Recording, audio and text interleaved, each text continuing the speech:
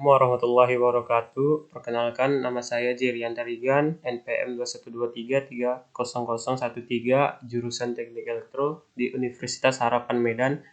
Dosen pengampu Bapak Dr. Maksum Pinem STMT, mata kuliah Praktikum Sistem Telekomunikasi. Tujuan video kali ini untuk memenuhi tugas Praktikum Sistem Telekomunikasi. Hari ini saya akan membahas mengenai osilator, filter, modulasi, dan ADC, analog digital converter. Sebelum memulai pembahasan berikut, ada baiknya kita membaca basmalah terlebih dahulu. Bismillahirrahmanirrahim. Yang pertama, yang A, osilator. Osilator dalam dunia elektronik sering disebut juga sebagai rangkaian elektronika yang berasal dari elemen aktif dan pasif, di mana fungsi dari rangkaian tersebut yakni untuk menghasilkan getaran atau gelombang sinusoidal, gelombang kotak, dan jenis gelombang gigi gergaji. Osilator sendiri juga dapat merubah jenis arus listrik yang searah menjadi arus listrik bolak-balik. Cara kerjanya yakni dengan memberikan tegangan luaran tanpa harus menggunakan sinyal dari luar. Jenis arus listrik yang dihasilkan biasa akan berbentuk gelombang atau getaran. Berikut adalah rangkaian dasar osilator.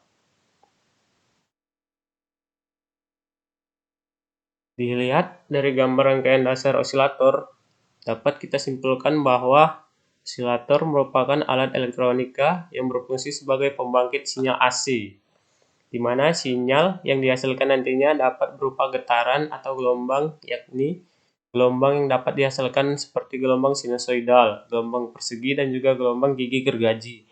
Pada umumnya, osilator dapat digolongkan menjadi beberapa jenis.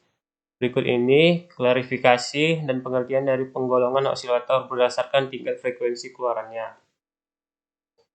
Osilator dengan frekuensi rendah ini biasa dapat membangkitkan daya dengan frekuensi di bawah 20 Hz.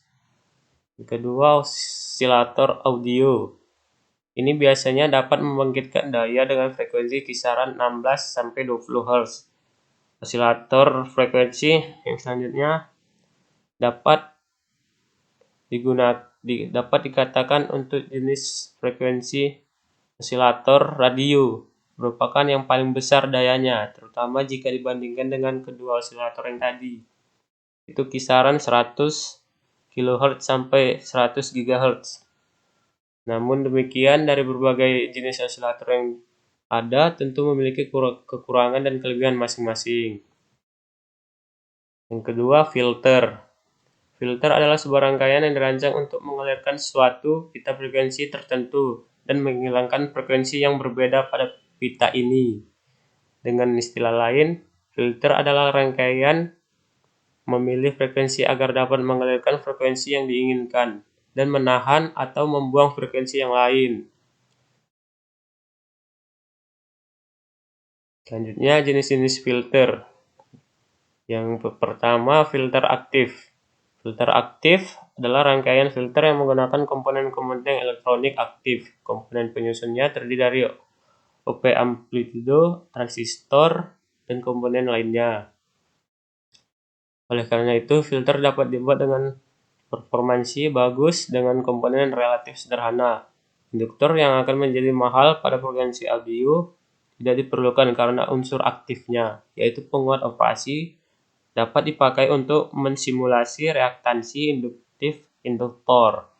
Kelebihan dari rangkaian filter aktif ini adalah ukurannya lebih kecil, ringan, lebih murah, dan fleksibel dalam perancangannya. Sedangkan kerugiannya adalah pada komponen yang dihasilkan lebih panas. Terdapat pembatasan frekuensi dari komponen yang digunakan, sehingga pengaplikasiannya untuk frekuensi tinggi terbatas. Selanjutnya, filter pasif. Filter pasif adalah rangkaian filter yang menggunakan komponen-komponen elektronik pasif saja, di mana komponen pasif itu adalah induktor, kapasitor, dan resistor. Kelebihan dari rangkaian filter pasif ini adalah dapat digunakan sebagai noise, sinyal gangguan yang tidak diinginkan karena tidak ada penguatan. dan digunakan frekuensi tinggi, sedangkan kerugiannya adalah tidak dapat menguatkan sinyal sulit untuk merancang filter yang kualitas atau responnya baik. Ini adalah contoh gambar filter.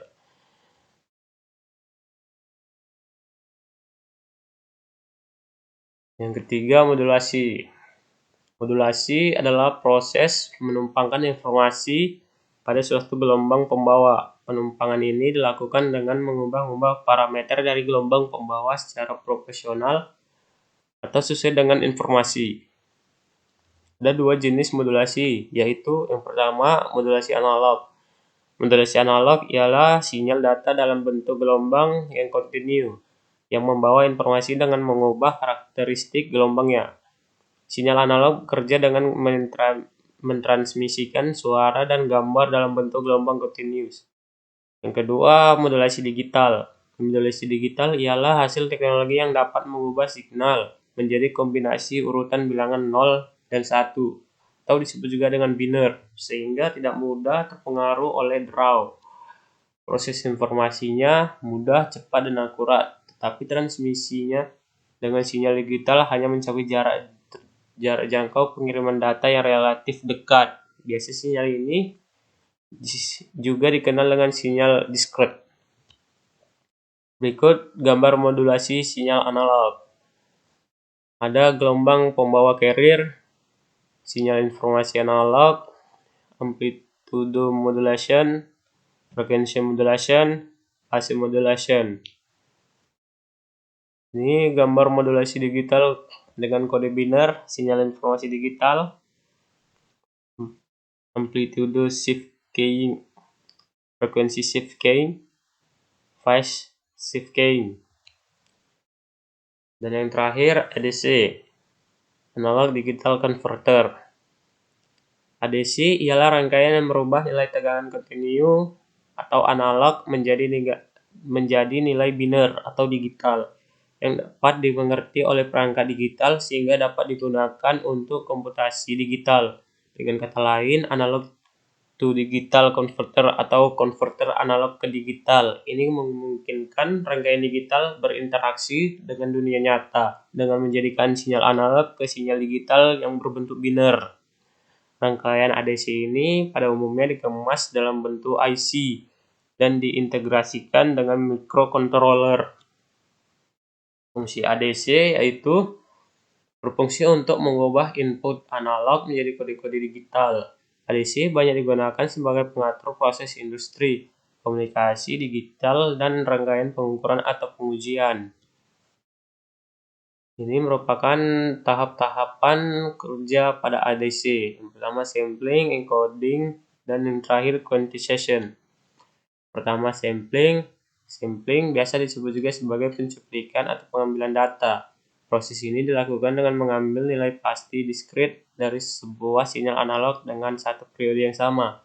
Dalam prosesnya, nilai sampling hasilnya adalah 2 kali dari frekuensi input. Jadi misalnya frekuensi input adalah 30 Hz, maka hasil sampling nantinya minimal ada 60 Hz. Yang kedua, encoding. Encoding disebut juga sebagai tahap pengkodean. Jadi data yang diperoleh dari nilai sampling kemudian akan diubah menjadi kode biner yang dimengerti oleh perangkat digital. Setelah melalui proses encoding, selanjutnya kode biner sudah siap serta dapat digunakan oleh prosesor sesuai kebutuhan. Yang ketiga, quantization merupakan proses pengelompokan data-data yang diperoleh dari proses sampling. Jadi setelah mendapatkan nilai sampling, maka selanjutnya akan ada proses pemetaan nilai input atau pembulatan. Pada dasarnya bit unit dasar akan dikelompokkan dalam logika 0 dan 1. Jadi, untuk mengubah sinyal analog menjadi sinyal digital, akan ada proses pengodean paralel yang dikenal dengan istilah komparator, di mana komparator ini merupakan proses indikasi apabila terdapat perbedaan tegangan yang nantinya akan diteruskan pada encoder. Output yang dihasilkan oleh komparator adalah 0 untuk nilai rendah dan 1 untuk nilai tertinggi. Hal ini menyesuaikan tergantung dengan tegangan mana yang nilainya besar. Selanjutnya, penerapan dan pengaplikasian ADC. ADC memiliki peranan yang sangat penting. Hal ini karena berfungsi utamanya yakni menerjemahkan sensor analog dan menghubungkannya dengan dunia nyata. Oleh karena itu, penggunaan ADC sering ditemukan pada berbagai perangkat. Yang kedua, berikut ini adalah contoh pengaplikasian ADC pada beragam perangkat yang kita jumpai. Digunakan pada peralatan komunikasi. Digunakan pada alat-alat yang menggunakan sistem TV robotik. Diaplikasikan pada aplikasi mobile gaming. Digunakan pada pencitraan digital ataupun alat medis tertentu. Digunakan pada perangkat yang menggunakan teknologi inverter. Digunakan pada microcontroller yang dengan basis sinyal analog. Digunakan pada alat audio-video. Digunakan pada instrumentasi digital. Digunakan pada alat ukur dan lain sebagainya. Berikut adalah rangkaian ADC sederhana. Demikianlah video dari saya. Bila ada kekurangan kata atau kata-kata yang tidak enak, mohon dimaafkan. Assalamualaikum warahmatullahi wabarakatuh.